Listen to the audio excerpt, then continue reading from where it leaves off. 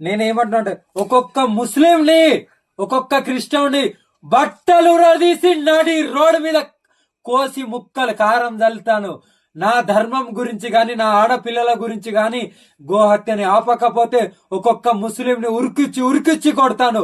ఇది కొట్టకపోతే నా సనాతన ధర్మాన్ని నేను కాపాడుకున్నంత అలా లేకుండానే ఉంటది.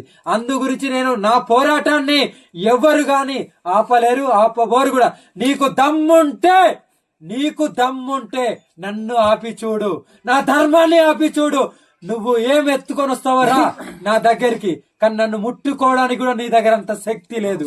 ఒక్కొక్క ముస్లింని గాని ఇక్కడ ఇదే హిందుస్థాన్ లో లేకుండా చేసే బాధ్యత నాది. ఇక్కడ అందరు హిందువులే ఉండాలి. ఇది హిందూ దేశం, హిందూ రాష్ట్ర, హిందూ దేశం.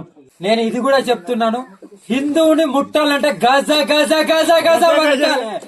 ఒక్కొక్క తల్వార్ హత్యారు దిగుతుంది. అలాంటి చేయబోతున్నాము. అందరం ఎంతమంది గురువులైతే ఉన్నారో అంతమంది వచ్చి సనాతన ధర్మం గురించి జెండా, జై శ్రీరామ్ జెండా, జై మహాకాల్ జెండా పాతబోతున్నాం. ఈ కుంభమేళ తర్వాత ఒక్కొక్క ముస్లింని ఇదే హిందుస్థాన్ నుండి బయట పంపకపోతే పక్కడు ఎట్లా చేస్తామంటే ఒక్కొక్కరిని ఉరికిచ్చి గుడ్డలూడదీసి కొడతాం.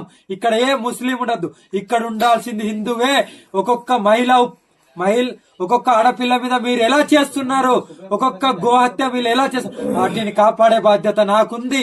నా ధర్మాన్ని కాపాడే బాధ్యత నాకుంది. కాబట్టి ఎవరిని క్షమించేది లేదు. ఈ కుంభమేళ తర్వాత మీకు ఒక్కొక్క పోరాటం అంటే ఏందో మీ తలలు తెగేంత వరకు మేము ఊరుకునేది లేదు.